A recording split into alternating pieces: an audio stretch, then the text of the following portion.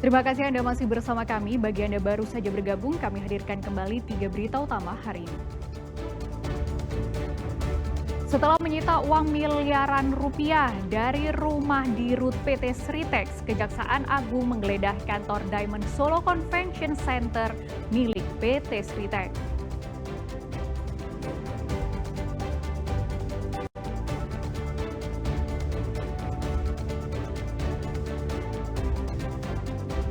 Pembunuh wanita yang jasadnya dibuang di area persawahan di Kabupaten Demak diringkus polisi di tempat pelariannya di Tangerang, Banten.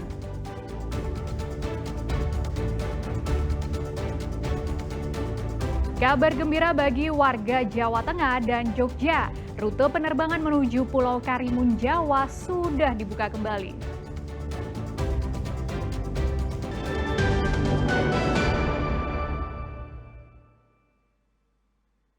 Pembunuh perempuan pencari kerja disergap tim gabungan Polda Jawa Tengah dan Polres Demak di sebuah warung di Kota Tangerang, Banten.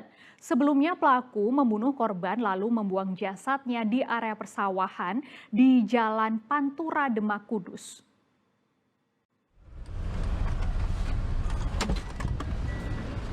Pelaku pembunuhan bernama Arifin tidak berkutik saat disergap di sebuah warung makan di Kota Tangerang, Banten. Namun pemilik dan pengunjung warung sempat terkejut saat tim gabungan Jataras Polda Jawa Tengah dan Polres Demak meringkus pria tersebut. Arifin diburu sejak akhir Juni lalu karena membunuh perempuan bernama Sela Handayani berusia 20 tahun. Jasad korban ditemukan di area persawahan di Desa Wonokentingal di Kecamatan Karanganyar, Kabupaten Demak 24 Juni lalu. Ternyata pelaku dan korban sama-sama mencari kerja melalui platform media sosial.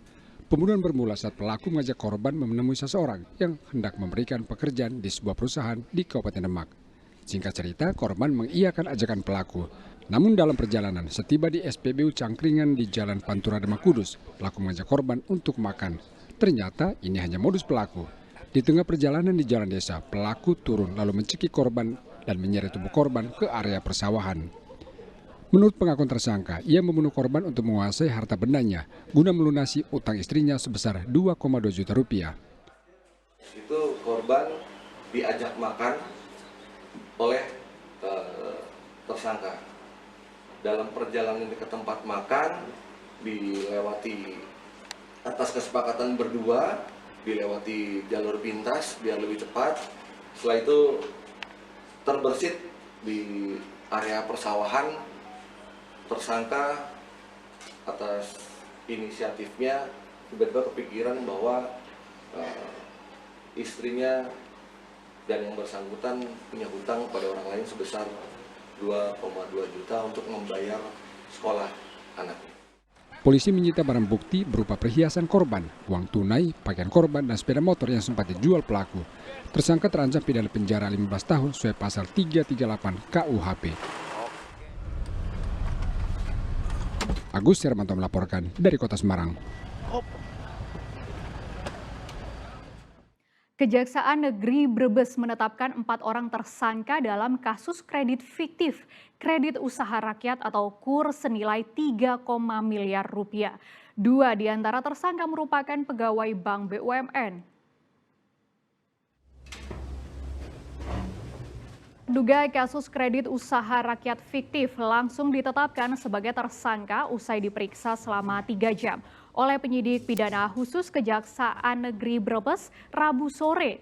2 tersangka AHF dan MD merupakan mantan pegawai Bank BUMN, sedangkan 2 tersangka lain TS dan WS merupakan pihak ketiga yang berperan sebagai nasabah. Para tersangka diduga berkonspirasi memanipulasi data 69 nasabah untuk dijadikan peminjam fiktif. Modus ini dilakukan para tersangka sejak tahun 2023. 2 mantan pegawai bank sebagai orang dalam bank meloloskan pengajuan pinjaman.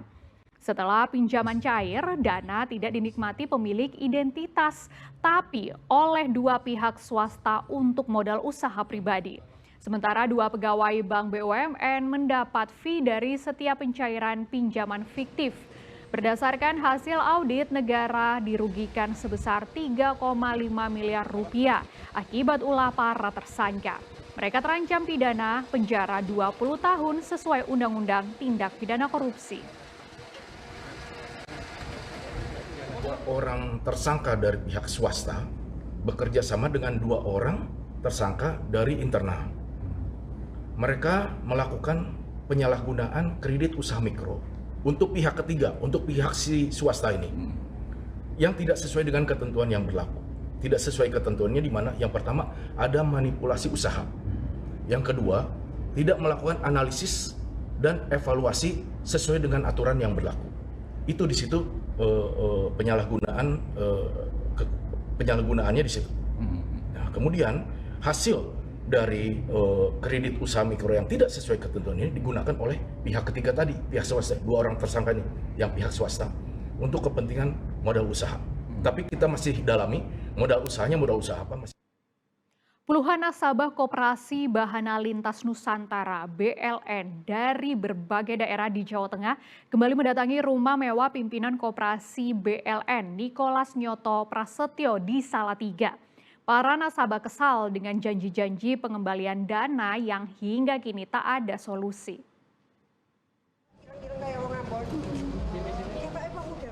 Maksud hati berinvestasi, apa daya para nasabah Koperasi Bahan Lintas Utama BLN ini justru harus gigit jari.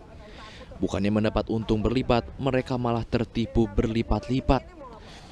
Kesal dengan janji-janji pimpinan Koperasi BLN Nicholas Nyoto Prasetyo, para nasabah ini pun memasang spanduk di rumah mewah Nicholas di Jalan Merdeka Selatan, Sidorejo, Salatiga.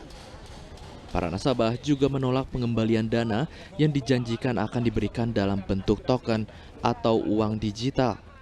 Mereka meminta uang dikembalikan dalam bentuk tunai. Kesal tak bisa bertemu Nicholas, kuasa hukum para nasabah justru bersitegang dengan penasehat hukum Nicholas Nyoto Prasetyo. Ya, harapannya kita sesuai dengan tulisan itu, kita menolak pengembalian berupa token, dan kita menuntut janji-janji yang disampaikan oleh pengurus BLN bahwa Juli ini akan bisa terrealisasi pengembalian dana beserta si jangkung. Bagaimana nanti kalau ketika ini nanti kembali lagi tidak terrealisasi? Kita akan lebih besar lagi, teman-teman para korban akan datang ke sini lebih banyak mungkin. Untuk total kerugian sampai berapa? Kalau semuanya kita masih simpang siur, tapi kisaran 3,1 triliun. Lelah tak juga mendapat kepastian, para nasabah mengancam akan kembali datang dengan jumlah massa yang lebih besar. Yulianto melaporkan dari kota Salatiga.